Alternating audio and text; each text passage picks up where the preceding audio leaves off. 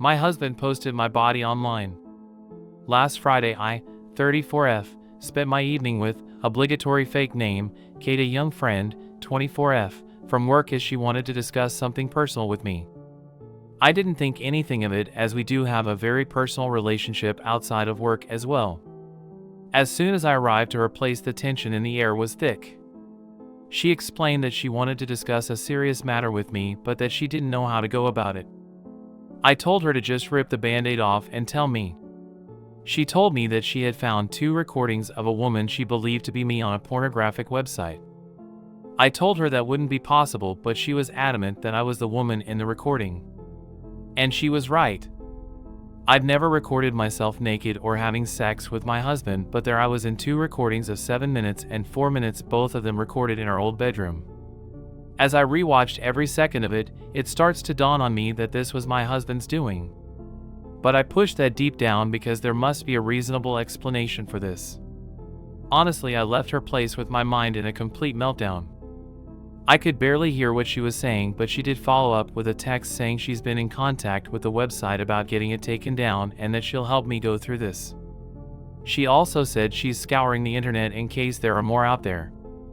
I came home and pretty much ransacked my house looking for evidence, and I found it. My husband was using a hidden spy cameras to spy on me and record me in my most intimate moments. I then just spent hours vomiting, crying, projectile vomiting some more, and begging God to just let this be a nightmare. I am a deeply religious and a fully veiled Muslim woman, and I've never been with anyone but my husband, and all this time he has been sharing my most intimate moments with the world. I don't know what to think or what to do. I can't look at him or speak to him. I've locked myself in our bedroom pretending I have COVID. All I do is look up how other people have dealt with getting things removed, and it seems like once it's on the internet it really is forever, even if I remove it from this one website. I've been crying non-stop. He truly must be something demonic, as he is right now talking about ordering in some of my favorites to see if I have an appetite since I haven't been eating well. I am so unbelievably hurt. I don't know how to share this with my family, how to ask for help. I am crippled with shame, anger, and pain. Answering some questions. 1. My husband, soon to be ex-husband, and I are the same religion, race, ethnicity, and nationality. 2. My culture does not participate in honor killings, and I'm not afraid of my family harming me or not siding with me. 3. My family would support me in divorcing him, in fact they would demand I do. 4. The laws in my country are secular, but in certain circumstances it allows for the various religious groups in the country to hold their own courts that can enforce their rulings, as long as it doesn't impose or break secular law or civil liberties. 5. I do plan on taking this to secular court and religious court, as I want him punished. 6. I am veiled by choice, and the vast majority of my fellow countrywomen do not veil. 7. I am a niqabi, meaning the only part of me visible to the public are my eyes. When I am with my family or with other women/in women-only spaces I don't veil. 8. Kate and I do not share the same religion, nor dress alike, and yet we are friends. Kel surprise. Update. I left him as I said I would. He went to work. The movers arrived, we packed my stuff, and we left. The entire time I was crying to the point that even the movers were worried for me, but I couldn't stop myself from crying. I went home, sat my parents and siblings down, and explained the situation. My parents were and still are confused. They are elderly and fragile. They don't understand the internet. They just keep saying, okay, let's talk to the people and it will be gone. But my siblings understand. They are angry. They are sad and heartbroken on my behalf. My siblings and brother-in-laws took me home. We waited for him and we had a conversation with him. He denied it at first. So my brothers were firm with him and he started to be more truthful. He said he did it because he was depressed, because he had a porn addiction, sex addiction, and because he didn't think anyone would see it. He said he posted only a few. When we asked him to be specific, he said he posted anything from 5 to 8. We had him take it down, but who knows how many times it has been downloaded or shared. In that moment, I also found out he had a secret phone. He was also cheating on me with random women and sex workers. All this time I was thinking he's working hard, but nope, he was out disgracing himself and betraying our marriage. At some point he convinced us he needed to use the bathroom, and he somehow managed to call his mother, who arrived at our home with his brother and cousins. There was a commotion as they were angry at the treatment of their family member. Then things calmed down enough to explain to them what he had done. His mother fainted. His mother is elderly and not in the greatest health condition. We called for an ambulance. My neighbor had also called the police, and I was arrested by the time the ambulance arrived to take care of my mother-in-law. I spent the evening locked up. Didn't exactly have polite conversation with him. So yes, I was arrested for assaulting him, specifically slapping him, and he refused to press charges. Got released the next morning and went home to my parents. Cried some more because my parents kept crying. Then a few days later I spoke to some lawyers my sister had contacted, as they had experience with non-consensual material being posted online. They have been handling things with the police as I did press charges, and they are dealing with the websites. I also have started the process of divorce. I went to the clinic and got tested, and luckily he didn't give me anything so far, but I have another test scheduled just to make sure. I have spoken to his mother and she apologized to me even though it's not her fault. She told me that she understood why I want him punished. She asked that I let it stay in the hands of the law rather than I hurt him or have him hurt. He's in hiding, but he still calls and texts me from random numbers. He still lies and tries to manipulate me. I've just been documenting everything he says and texts to me. Oh, at this point everyone knows. I mean everyone, even little kids. And I feel more humiliated now than I did at first. Update 2. This man has destroyed everything I have worked for and has completely destroyed the very little sense of stability and safety I had left. I had to resign from my job. A job that I loved. Jobs don't come easy for me with the way that I look. I can't work there anymore because I am a potential danger to the children and staff. Since perverted men have started to harass me at work. I work with vulnerable children, and mothers who have heard about me have started to refuse me working with their children. Some don't want me to be involved with their child because their husbands can't stop being weird. Fathers have leered at me or made lewd comments toward me, and one of them even offered me money to sleep with him. Men have catcalled me with greater frequency than ever before. Men stare at me. A man followed me from my dentist office and groped me on the street. Random men call my phone, my family home and office to verbally abuse me because my husband has posted my address, my personal and work email, phone numbers, workplace address, and every other bit of information online. It is as if the eyes and judgment of the entire world is on me. Yes, the great majority of people are sympathetic, kind, and in support of me. Many people have reached out in support of me, from old classmates to former colleagues, neighbors, members of my religious community, family, friends, his family, and many, many more have expressed solidarity and kindness, but the crazies and perverts who believe him and are like him are bolder, louder, and much more noticeable. Then I find out from my lawyers and their investigators that he was drugging me and assaulting me as I slept. I suffer from migraines and insomnia and take medication for it. He saw my medication as opportunity to drug me with my own prescriptions. He was actually bragging on a forum where other perverts congregate how he was so clever for drugging me with my own medication, and they were encouraging him to do more things to me. Soon-to-be ex-husband has also decided to spread rumors that I was aware of the cameras and pressured him into posting online, and there are people who believe him. He also changed his mind about not pressing charges. I went to court. The judge and prosecutors were sympathetic and dismissed the case.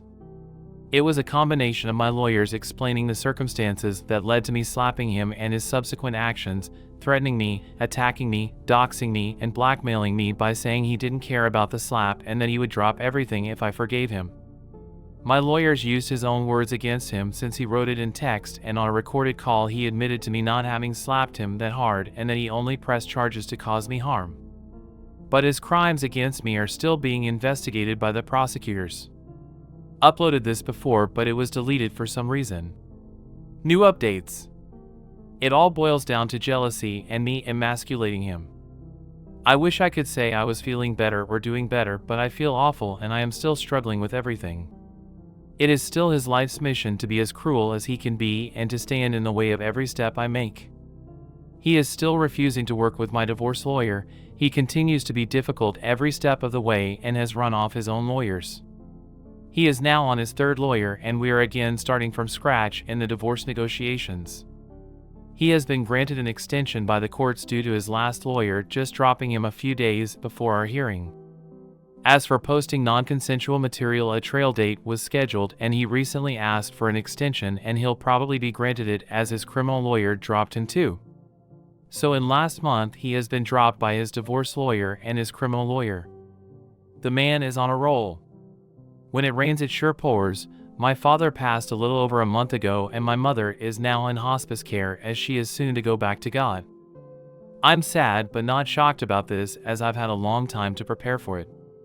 My father had been battling cancer for almost 3 years and so was as prepared as a person can be, and my mother's health had been declining significantly for years due to her dementia. Soon-to-be ex-husband decided it was a great idea to corner me at the venue we held the after-funeral meal at. He decided to wait for me to be alone. He approached me as I was cleaning up the venue. I was on my own and at that time I was kind of exhausted and could not muster up the rage to chase him off as I had done many times before. So I just let him talk. He seemed almost decent as he was giving his million excuses on why things were the way they were. He cried about how awful he feels for hurting me. Then he started telling me about how he always felt I was better than him in everything as I made more money, was better educated, had been better traveled than him, and that he felt jealous of my confidence, and how in the beginning these were things that he was most attracted to, but as our relationship and marriage progressed these were the things he started to dislike about me. He also said that he was angry that I refused to consider being a stay-at-home wife and mother even though he knew from the beginning that I wasn't the stay-at-home/homemaker type. He said that he tried to be a good husband but that my refusal to bend or let him have the last say in things was the catalyst for his anger and need to humiliate me. He talked about how he had always had an addiction issues, but he thought that if he was married he would be cured of his depression, his porn and sex addiction, and he felt like if I ever found out I would have never married him and or would divorce him, and that angered him and pushed him to want to punish me for thinking I was better than him. He was jealous and angry about so many things. But when I said to him, "So you hurt me because you felt jealous and inadequate in comparison," he lost his mind and started to shout and say that he knew I would react that way. I decided to refrain from commenting further and just let him spill his guts uninterrupted. For 3 hours he made excuse after excuse for why he did what he did. But it all comes down to him feeling inferior to me, him being jealous and angry that I dared have a mind and life of my own. He said right before our wedding he joined a men's group online that were helping him deal with his porn and sex addiction, and one tip given was to make your own porn and watch that instead, but he knew I'd never agree to it, so it was my fault he needed to spy on me and that he never intended to share it with others. But one day I had angered him so much, and as payback he posted it and he felt good. And so every time I emasculated him by having my own mind or upset him in some way or another he would post more.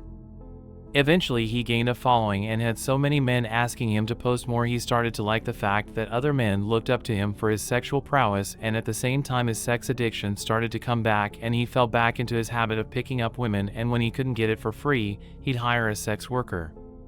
Then I guess it spiraled out of control for him. The more he spent on his addictions, the more lies he told, the more he felt like a failure for me covering our expenses, the more he resented me, and he got stuck in a cycle of self-destruction which in turn only fueled his anger with me. He also says he joined a support group for addicts and started going to an addiction rehabilitation clinic as an outpatient to deal with his issues, and that I should give him credit for that. He feels that I should be proud of him for doing that and that I should take him back since he's putting in so much work. He also feels I should appreciate him not stalking me since my dad died, and he is sincere in feelings this way. He genuinely doesn't understand why I'm not seeing how hard he's been trying the past few months. In his deluded mind he thinks that his honesty in our conversation should count for something, and that I am just being a heartless bitch for having been stoic and unmoved by his tears and his show of vulnerability. Even though he gave a great performance of being human during our conversation, I remained unmoved by it because there was nothing to be moved about. I just continued to pack things up from the venue and got in my car and went home. I'm still not working, I still have crazy men calling my phone at all hours of the day, and I still feel humiliated and embarrassed. The only good thing that has happened is that several of the sites have taken down the recordings and banned him from using their platforms. Curses are like young chickens, they always come home to roost.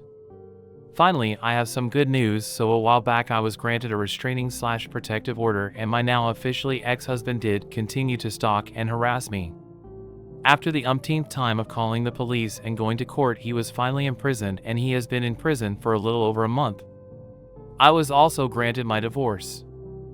I initially wanted a quick divorce and wanted to just give him everything he asked for, but he kept finding ways to delay or asking for more and more, and I just snapped, so I told my lawyers to do their worst, and they did. My lawyers hated him, and I got everything I wanted and way more. Not to gloat, but it was really satisfying seeing him cry. This has been the most peaceful month I've had in a long time. This entire time has been such a trying time, and it has affected my mental and physical health. I've lost 12 kilograms and I've lost a ton of hair due to the stress he was causing me. But I can honestly say that him wailing in court was the chicken soup my soul needed. I've moved from my city and now live on the other side of the country, and I've gotten myself a decent enough job.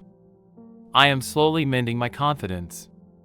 I am in therapy, and I can't say it's working right now, but I know if I stick with it, it will. The non-consensual material he posted has been removed from the more reputable websites he posted on, and my lawyers were able to get me monetarily compensated, as these companies didn't want to go to court over it. I mean, money doesn't really change things that much, and I am still hurt, but it's something. I'm also not so delusional as to think that it isn't still out there in some way or another, and I know there really isn't much I could ever do about that, so I'm just trying to make peace with it. Ex-husband will be serving time in prison for what he did. My lawyers are working with the courts, and that should be sorted soon enough. I think the reality of the consequences are becoming very clear to him, as I have heard through the grapevine that he attempted to commit suicide and is now in protective custody until his trial date. He is facing up to 30 years and corporal punishment, and I absolutely look forward to it.